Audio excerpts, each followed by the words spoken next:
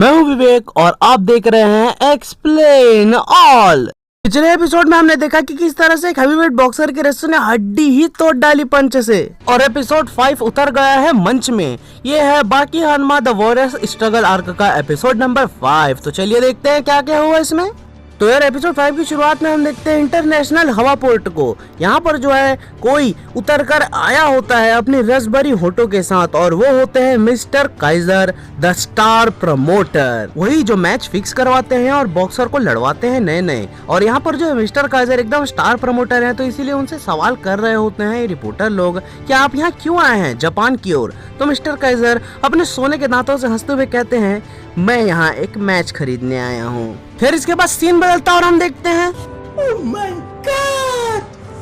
wow! रेस्सू जो है हर बार की तरह स्टैंस लेकर खड़ा होता है शीशे के सामने, और देखते हैं हम कि चीचा फ्रॉम पगडंडिया और उनके बॉस वहाँ पर खड़े होते हैं, और चीचा उन्हें बता रहे होते हैं ये जो है सच में काफी ताकतवर है, ये थोड़े बहुत एक्सरसाइज करता है और साथ ही साथ ऐसा स्टैंस लेकर भी खड़ा रहता है। पता नहीं हम कैसे समझाएं इसे, लेकिन जो भी ये कर रहा है ठीक ही कर रहा है, क्योंकि इससे लड़ेला कोई बचा ही नहीं है हमारे जिम में। और इसी बात के बीच अचानक से वहाँ पर एंट्री होती है मिस्टर काइजर की, द स्टार प्रमोटर की। ये देखकर बॉस और चीचा एकदम चौंक जाते हैं, और वो धीरे धीरे मिस्टर काइजर जो है बढ़ते हैं रेत्सू की ओर और जाकर उसके पास खड़े हो जाते हैं और अपनी आगे सेकने लगते हैं। वो अपने रसभरे होठों को दांत से काटते हुए देख रहे होते हैं रेत्सू की बॉडी। यहाँ पर जो है सच में वो काफी ज्यादा प्रभावित हो जाते हैं और कह रहे होते हैं ओह माय गॉड वाओ। वो रेत्सू से कहते हैं क्या मैं तुमसे थोड़ी देर बात कर सकता हूँ, लेकिन रेत्सू उन्हें ध्यान नहीं देता, और तभी अचानक से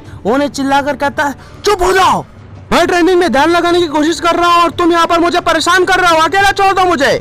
और ये सुन काइजर कहते हैं अति सुंदर, मुझे माफ करना, मैं तुम्हें बिल्कुल भी परेशान नहीं करना चाहता था, लेकिन मुझे तुम्हारी ताकत देखनी है। जिसने भी जो भी मुझसे कहा मैं उनमें नहीं मानता, मैं सिर्फ आंखों देखी पर विश्वास करता हूँ, प्लीज अपनी ताकत मुझे दिखाओ। ये सुनकर तुरंत ही रेत्सू जो है चला जाता है एक ग्लव लेने, और वहाँ पर जाकर वो एकदम ओवरसाइज पुराना सा ग्लव उठा लेता है, और हम देखते हैं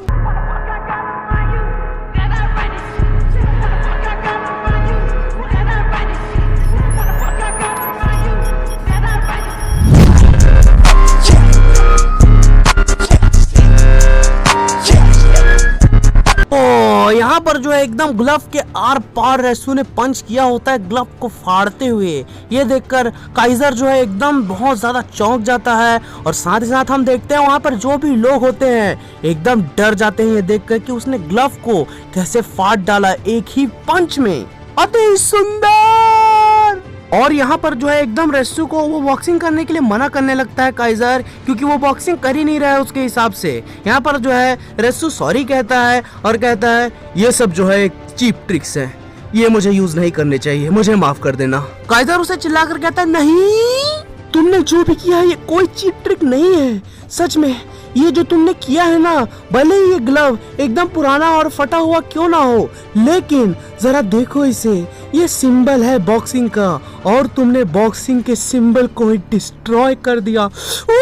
मुझे तो यकीन नहीं हो रहा आगे चल के कैसी कैसी फाइट मुझे देखने को मिलेगी। बॉक्सिंग 150 साल पुरानी है, एक बहुत सिंपल सा रूल है इसमें, बस ये ग्लव्स पहनकर एक दूसरे को पीटना होता है, लेकिन अपना 4000 साल पुराना फिस्ट लेकर तुम आए हो ये रूल को बदलने के लिए। ये सब सुनकर रेत्सू कहने लगता है जरा रुकिए। उसे तुरंत ही काइजर चुप करा देता है और कहता है मैं तुम पर $1 मिलियन लगाने को तैयार हूँ, यही तुम सुनना चाहते थे ना। रेत्सू बीच में कहता है नहीं मैं समझ नहीं पा रहा।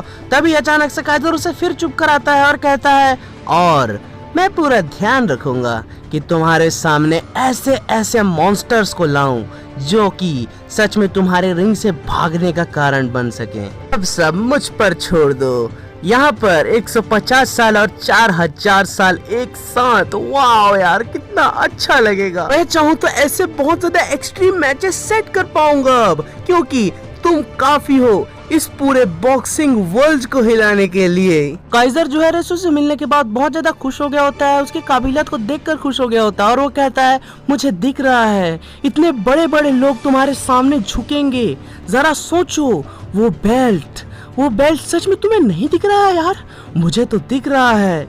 वो बेल्ट तुम जीत सकते हो, तुम ला सकते हो वो। काइजर यहाँ पर वर्ल्ड हैवीवेट चैंपियनशिप की बात कर रहा है, लेकिन तभी हम देखते हैं वो तुरंत ही रेसू से कहता है मुझे ज्वाइन कर लो। और ये सुनकर रेसू एकदम चौंक जाता है और तभी सीन बदलता है और यहाँ पर हम देखते हैं एक बड़े से एयरप्लेन को और उसके अंदर बैठे होते हैं चीचा फ्रॉम पगडंडिया और रेसू। इसका मतलब रेसू मान गया है और ये वाला एपिसोड भी साधन समाप्त हो जाता है। तो यार आगे चल के मांगा में बहुत बड़े बड़े धुरंधरों से भिड़ते हमें दिखने वाला है रेसू, तो इसीलिए देखना बिल्कुल मत भूलना, चैनल को सब्सक्राइब कर लेना। तो आज के लिए बस इतना ही। वीडियो को लाइक करें, चैनल को सब्सक्राइब करें, हम आगे भी और ऐसी वीडियोस लाते रहेंगे। Love you all, I am out.